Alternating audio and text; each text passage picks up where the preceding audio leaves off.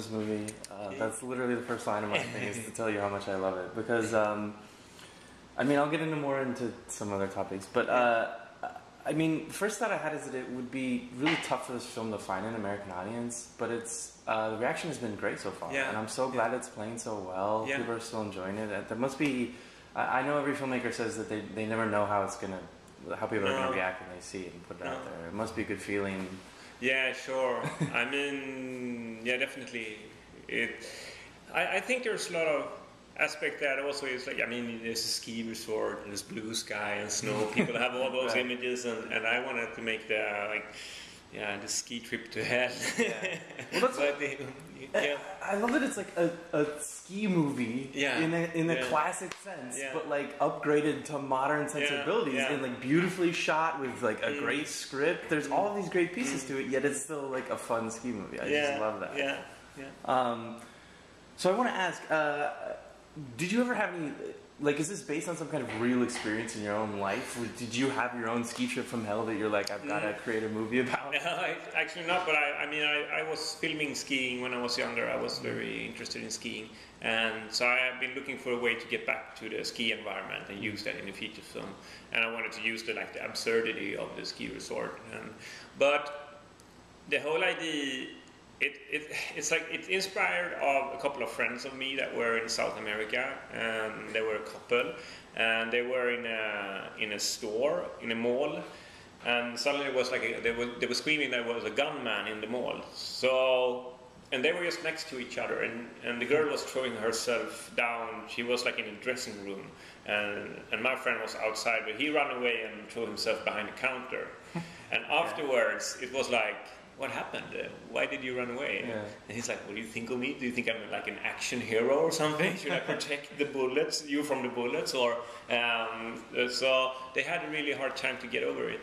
And when I got up with the idea with Avalanche, I started to get interested in like sociological studies about, for example, airplane hijackings. That the frequency of divorce is extremely high after airplane hijackings. So. And also I read an investigation about ferry catastrophes from Titanic to Estonia. And you can see that the one that survives are men in a certain age. But all the movies we have in history is like portraying the man as a hero. But when it comes to a crisis situation, the man actually have the ability of acting egoistic. And that's the ability you have to have if you want to survive. And I thought it was interesting that when survival instinct is put in, culture is put out. And there was something, well, at what point did it evolve into not only the family, but the other two people coming into play? Because that's what I really love about this script, is it sort of like continues to evolve and then rubs off onto someone else, and you just sort of get that progression. But also at the same time, the kids are such an essential part about it. And I think they add to that dynamic of what you're saying, which is that how you react when something goes crazy. Yeah, exactly. And I mean, well, I think that when we have the core of the film, which is the avalanche situation and the betrayal that Thomas is doing, and the roles of being a man and the role of being a woman, and the expectations we have on each other, and the nuclear family.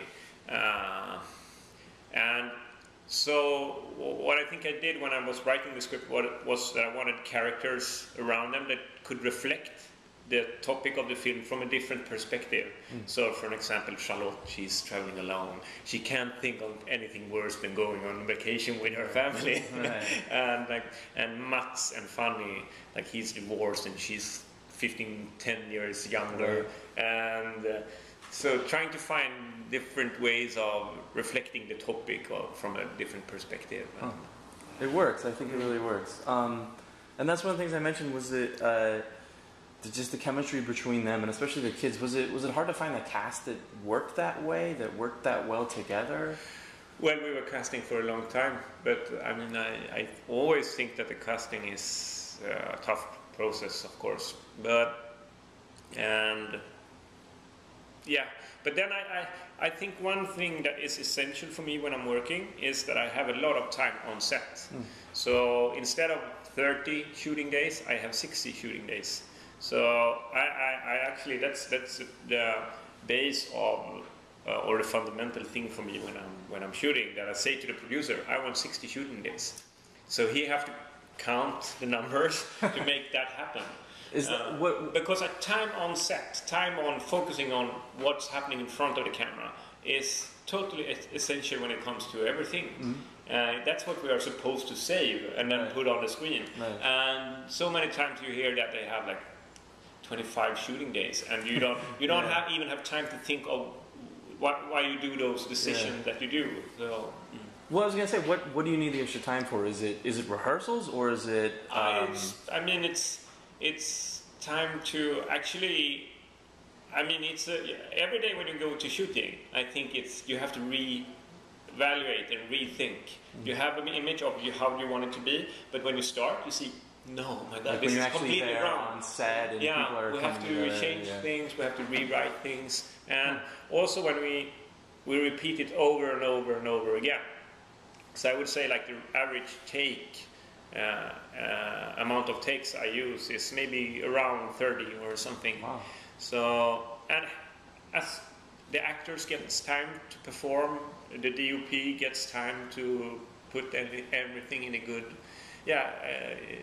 do it.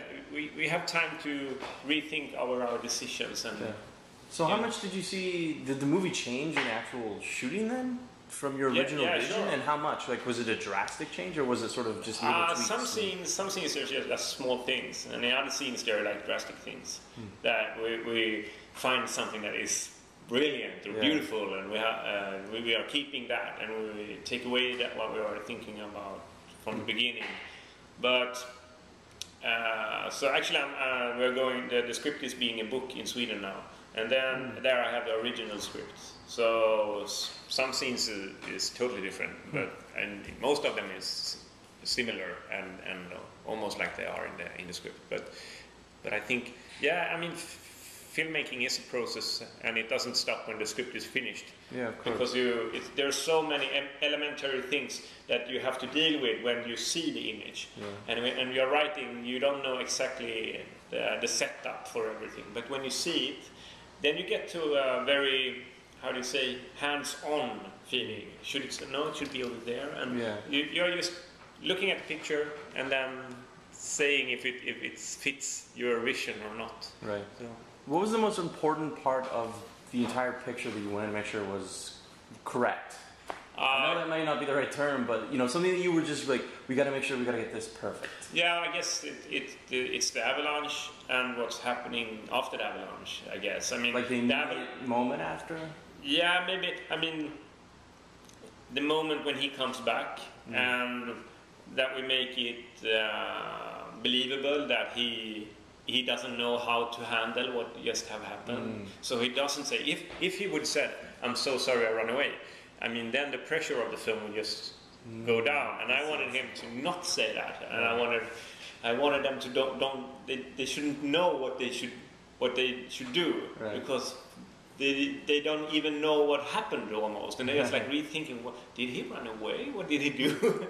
And I think that moment is like a fragile moment of the film, because if that's not feels true or believable, then the rest of the film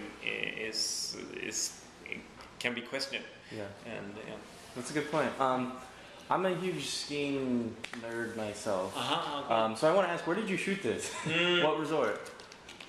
In Les Arcs, in Savoy, in France, close to Val d'Isère, and it's one of the. The modern ski resort was created in France in the 50s and the 60s, and there's one called Avoriaz where we also wanted to shoot, but the head of marketing in Avoriaz, he said like, avalanches, fog, family disaster. That's not what we want. And in Les Arcs, the architecture of the ski resort is also highlighting what we believe in the lifestyle of the nuclear family. All the apartments are built to be a mother and a father and 2 kids, and it's an economical construction. It's like in France they have this 30-year plan when they said in 30 years we will have 300,000 of hotel beds in the Alps. So they were actually changing the lifestyle for whole Europe. And but have you been in Europe skiing? No, I haven't actually. Oh, that's kind of what I want to know because it looked like a beautiful place, and I wanted to go there. I mean, there's a lot of. It's a really big system, Les Arcs, and it's connected to Les Deux Alpes, and it's huge. I mean, it's fantastic.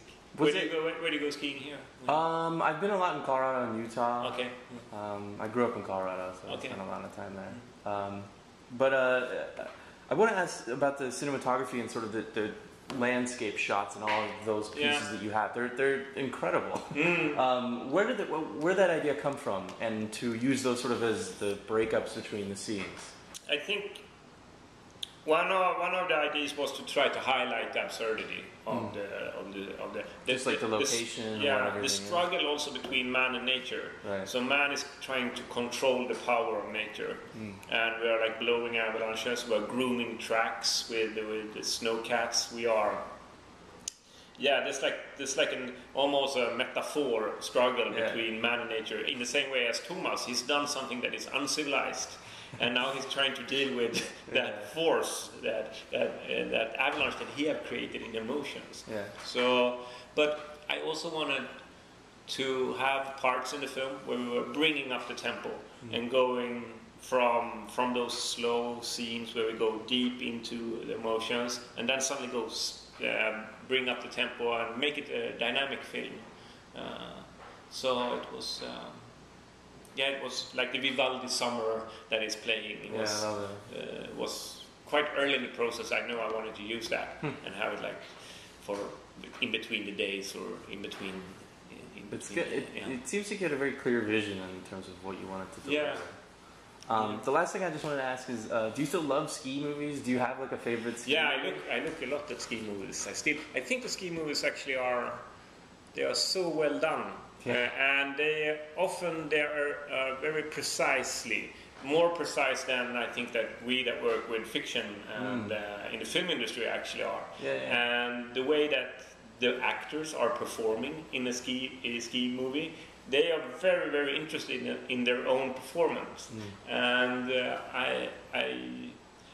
I think that there's a lot of things progressing when it comes. Have you seen an Art of Flight? The snowboard movie with yes, I've seen pieces of it. Because when it came like 2 years ago or something, or 3 years ago, and they just pushed the whole ski film, the expectations of what a ski film should be, and it's so well done. So I really enjoyed watching. Me too. Cool, thank you.